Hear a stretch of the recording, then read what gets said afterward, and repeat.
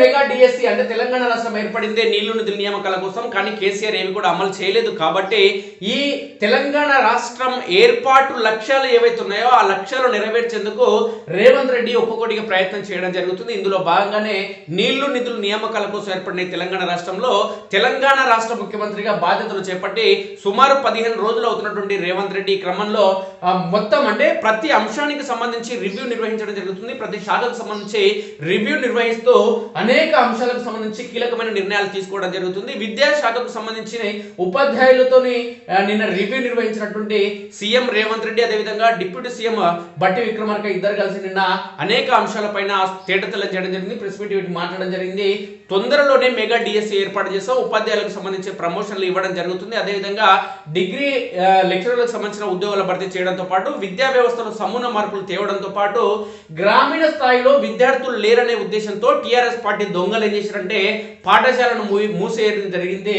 పాఠశాలను మూసేసి ఆ మూసేసిన పాఠశాలకు సంబంధించి ఎక్కడైతే ఉపాధ్యాయులు తక్కువగా ఉన్నారో ఆ మూసేసిన పాఠశాలలో మిగిలిన ఉపాధ్యాయులను తీసుకెళ్లి ఉపాధ్యాయుల రిటైర్మెంట్ అయిన ఉపాధ్యాయుల దగ్గర వీళ్ళని తీసుకెళ్లి అక్కడ నియమించడం జరిగింది. ఈ క్రమంలోనే ఉపాధ్యాయుల భర్తీ చేయకుండా కేసీఆర్ తప్పించుకోవడం జరిగింది. కానీ ఆయన మాత్రం 2 సార్లు ముఖ్యమంత్రిగా, అదేవిధంగా ఆయన కొడుకు 2 సార్లు మంత్రిగా, అల్లుడు 2 సార్లు మంత్రిగా, బిడ్డనేమో ఒకసారి ఎమ్మెల్సీగా, అక్కడ ఓడిపోతే ఎంపీగా, ఈ క్రమంలో అంటే కుటుంబానికి అనేక ఉద్యోగాలు ఇచ్చింది. కానీ తెలంగాణ ప్రజలకు మాత్రం ఉద్యోగ కల్పన చేయలేదు దొంగ కేసీఆర్, దొంగ టీఆర్ఎస్ పార్టీ.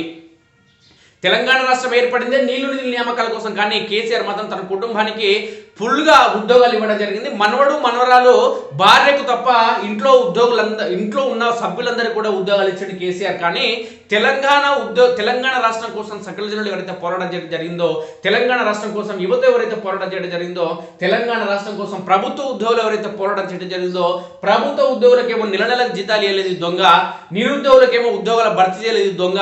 అందుకోసం ఈ దొంగని ఇంటికాడ కూసబెట్టారు. ఆ దొంగకున్న సీఎం ఉద్యోగం తీసేసి ఇంటికాడ కూసబెట్టారు. ఆయన కొడుకున్న మంత్రి ఉద్యోగం తీసేసి ఇంటికాడ కూసబెట్టారు. ఆయన అల్లుడుకున్న మంత్రి ఉద్యోగం తీసేసి ఇంటికాడ పెట్టారు. ఇక ఆయన బిడ్డకున్న ఉద్యోగం, ఇంకో పెద్ద కొడుకు ఎవరైతే రాజ్యసభ సభ్యుడు ఆయనకున్న ఉద్యోగం కూడా పోతుంది తొందరలోనే. కొడుకు ఆయన అల్లుడు కూడా వచ్చేసారి ఎన్నికల్లో ఓడిపోయి మొత్తం శాశ్వతంగా రిటైర్మెంట్ ఇచ్చేందుకు తెలంగాణ ప్రజలు మొత్తాన్ని సిద్ధం కావడం జరిగింది. నిన్న రేవంత్ రెడ్డి మాట్లాడుతూ తొందరలోనే మెగా డిఎస్సి నిర్వహించడం జరుగుతుంది. పెద్ద ఎత్తున ఉపాధ్యాయ భర్తీ ఖాళీల భర్తీ సీఎం రేవంత్ రెడ్డి ప్రకటన. నిర్వహణకు ఏర్పాటు చేయాలనే ఆదేశం. బడిలేని గ్రామ పంచాయతీ ఉండొద్దు, మూసేసిన పాఠశాలన్నింటిని తెరిపించాలి, ఉపాధ్యాయుల పదోన్నతులు బదిలీల సమస్యలు వెంటనే పరిష్కరించాలి. విద్యాశాఖపై సమీక్షలో రేవంత్ రెడ్డి.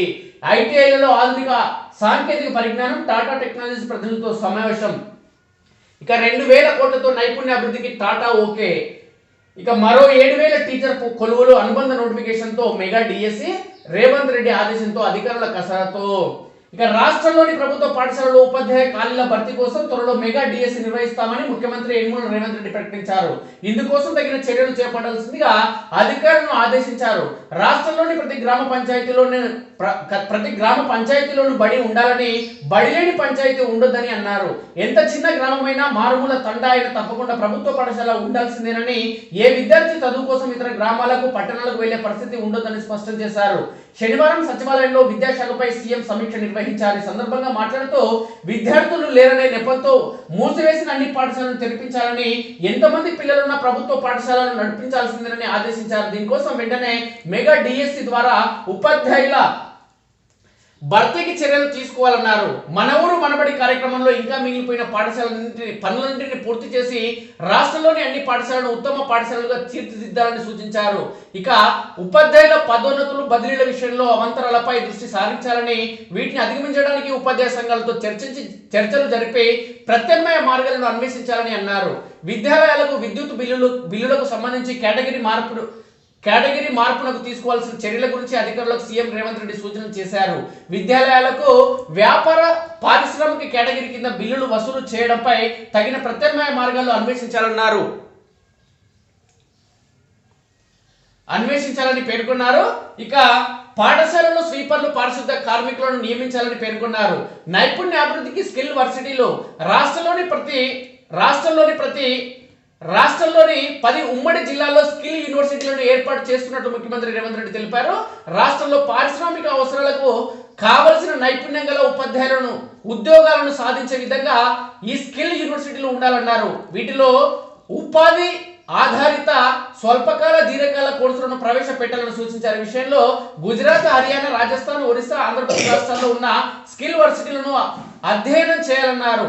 కొడంగల్ నియోజకవర్గంతో పాటు 9 జిల్లాల్లో ఈ స్కిల్ యూనివర్సిటీలను ఏర్పాటు చేయాలన్నారు. ఇందుకు గాను విద్యాశాఖ, పరిశ్రమల శాఖ, కార్మిక శాఖల కార్యదర్శులతో ప్రత్యేక కమిటీ వేసి ప్రతిపాదనలు సమర్పించాలని ప్రభుత్వ ప్రధాన కార్యదర్శిని ఆదేశించారు. ఈ సందర్భంగా బాసరలోని Rajiv Gandhi knowledge technology university విద్యార్థులకు ముఖ్యమంత్రి ఉచితంగా ల్యాప్టాప్లు పంపిణీ చేశారు.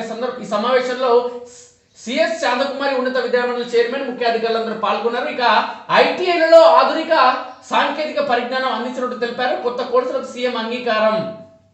ఇక మరో 7,000 టీచర్ కొలువులు అనుబంధ నోటిఫికేషన్ తో mega DSC, CM Revanth Reddy ఆదేశంతో అధికారుల కసరత్తు. ఇప్పటికే దరఖాస్తు చేసిన వారితో పాటు కొత్త వారికి ఛాన్స్, సిలబస్ మారుస్తారా లేదా అన్న దానిపై సస్పెన్స్. ఇప్పటికీ భర్తీ చేయాలని నోటిఫికేషన్ జారీ చేసిన ఉపాధ్యాయ పోస్టుల వివరాలు ఒకసారి చూస్తే స్కూల్ అసిస్టెంట్లు ఇప్పటికే స్కూల్ అసిస్టెంట్ విభాగంలో పోస్టుల సంఖ్య 1739, సెకండరీ గ్రేడ్ టీచర్లు 2575, భాషా పండితులు 611, పీఈటీలో 164, మొత్తం 5089 పోస్టులు భర్తీ చేయాలనుండే. కానీ మెగా డిఎస్సీలు వస్తుంది కాబట్టి వేల పోస్టులు ఖచ్చితంగా వస్తాయి. ఉపాధ్యాయ అభ్యర్థులకు శుభవార్త. ఇప్పటికే నోటిఫికేషన్ విడుదల చేసిన 5089 పోస్టులకు అదనంగా మరో 7,000 పోస్టులకు మెగా డిఎస్సి రానుంది. దాదాపు 12,000 పోస్టులను భర్తీ చేయనుంది. ఈ మేరకు అనుబంధ నోటిఫికేషన్ జారీ చేయనుంది. ముఖ్యమంత్రి రేవంత్ రెడ్డి శనివారం సచివాలయంలో విద్యాశాఖ అధికారులతో నిర్వహించిన ఉన్నత స్థాయి సమావేశంలో ఈ మేరకు గ్రీన్ సిగ్నల్ ఇవ్వడంతో అధికారులు ప్రణాళికను రూపొందిస్తున్నారు. నిజానికి తెలంగాణ రాష్ట్రం ఏర్పడిన తర్వాత మొదటిసారిగా 2017లో 13,500 ఉపాధ్యాయుల పోస్టుల భర్తీకి నోటిఫికేషన్ జారీ చేశారు.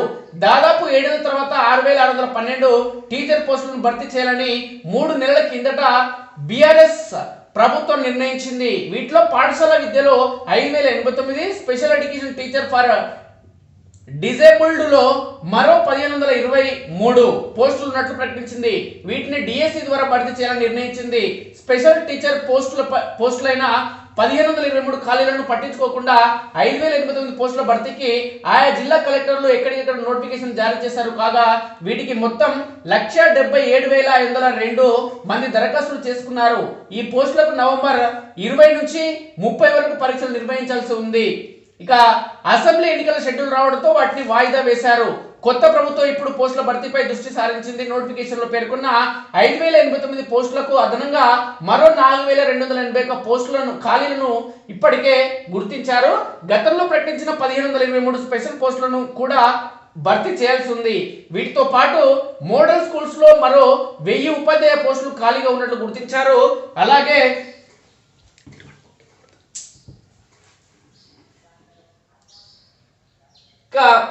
అలాగే మరో 400 పోస్టులు ఖాళీగా ఇటీవల పదోన్నతుల ద్వారా ఖాళీ అయ్యాయి. మొత్తంగా 12,000 పోస్టులకు పైగా భర్తీ చేయడానికి తాజాగా అనుబంధ నోటిఫికేషన్ జారీ చేయనున్నారు. తద్వారా గతంలో దరఖాస్తు చేసిన వారు కూడా అర్హులవుతారు. కొత్త అభ్యర్థులు కూడా దరఖాస్తు చేసుకోవడానికి వీలుంటుంది. సిలబస్ పాతదైనా మారుస్తారన్న దానికి కొంచెం సస్పెన్స్ ఉంది.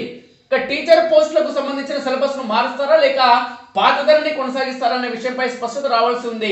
డిఎస్సి పరీక్షలో 80 మార్కులు, టెట్ వెయిటేజీ 20 మార్కులతో కలిపి మొత్తం 100 మార్కులకు పరిగణలోకి తీసుకోవాలని ఇంతకు ముందు నిర్ణయించారు. 2 నెలల కిందట జారీ చేసిన నోటిఫికేషన్ అనుకూలంగా ఇప్పటికే సిలబస్ ప్రకటించారు. ఎస్జిటి స్కూల్ అసిస్టెంట్ పోస్టులకు విడివిడిగా సిలబస్ ను రూపొందించారు. ఎస్జిటి పోస్టులకు జనరల్ నాలెడ్జ్, కరెంట్ అఫైర్స్ నుంచి 10 మార్కుల కోసం 20 ప్రశ్నలు ఇవ్వనున్నారు. విద్యా దృక్పథాలు నుంచి 20 ప్రశ్నలు, మొదటి లాంగ్వేజ్ లో 18 ప్రశ్నలు, ఇంగ్లీష్ లో 18 ప్రశ్నలు, మ్యాథ్స్, సైన్స్, సోషల్ స్టడీస్ సబ్జెక్టుల్లో ఒక్కొక్క దాని నుంచి 18 ప్రశ్నలు, టీచింగ్ మెథడాలజీలో 30 ప్రశ్నలు ఇవ్వనున్నారు. ఒక్కో ప్రశ్నలకు 1/2 మార్కు చొప్పున 160 ప్రశ్నలకు 80 మార్కులను ఖరారు చేశారు. అలాగే భాషా పండిట్ పోస్టులకు జనరల్ నాలెడ్జ్, కరెంట్ అఫైర్స్ నుంచి 20 ప్రశ్నలు, విద్యా దృక్పథాల నుంచి 20, కంటెంట్ పరిధిలో 88, టీచర్ మెథడాలజీలో 32 ప్రశ్నలు కేటాయించడం జరిగింది. ఇక స్కూల్ అసిస్టెంట్ పోస్టులకు జనరల్ నాలెడ్జ్, కరెంట్ అఫైర్స్ నుంచి 20 ప్రశ్నలు, విద్యా దృక్పథాల నుంచి 20 ప్రశ్నలు, కంటెంట్ పరిధిలో తెలంగాణ రాష్ట్ర సిలబస్ పరిధి నుంచి 88 ప్రశ్నలు, టీచింగ్ మెథడాలజీలో 32 ప్రశ్నలు ఇవ్వనున్నారు. ఈ సిలబస్ ఇలాగే కొనసాగుతుందా లేక ఏమైనా మార్పులు చేస్తారనే విషయంలో అధికారులు స్పష్టత ఇవ్వాల్సి ఉంది. ఇక రేషనలైజేషన్ లేకుండానే ముందుకు టీచర్ల క్రమబద్ధీకరణకు స్వస్తి పలకడమే కాకుండా మూసేసిన పాఠశాలను కూడా తెరిపించాలని సర్కార్ తాజా నిర్ణయంపై విద్యాశాఖ వర్గాలు మేధావులు విస్మయం వ్యక్తమవుతుంది. రాష్ట్రంలోని అన్ని పాఠశాలల్లో విద్యార్థుల సంఖ్య ఎక్కువగా లేదు. సుమారు 6,000 పాఠశాలల్లో ఏకోపాధ్యాయుడే కొనసాగుతున్నారు. వీటిలో 30 మంది కంటే ఎక్కువ విద్యార్థులు ఉన్నారు. మరో 1290 పాఠశాలల్లో జీరో అడ్మిషన్లు ఉన్నాయి. దీంతో ఆయా స్కూళ్లను మూసేయాలని గత ప్రభుత్వం నిర్ణయించింది. రేషనలైజేషన్ ద్వారా ఇలాంటి పాఠశాలలోని పోస్టులను రద్దు చేయాలని ప్రతిపాదన గతంలో ఉండేది. ప్రతి గ్రామ పంచాయతీకి ఒక స్కూల్ ఉండాలని విధానంలో భాగంగా ప్రభుత్వం దీనిని తాజాగా ఉపసంహరించుకున్నట్టు తెలుస్తుంది. ఇలాంటి పాఠశాలల్లో ఉపాధ్యాయుల పోస్టులు యథాతథంగా పెంచాలని నిర్ణయించడంపై భిన్న వాదనలు వినిపించడం జరుగుతుంది.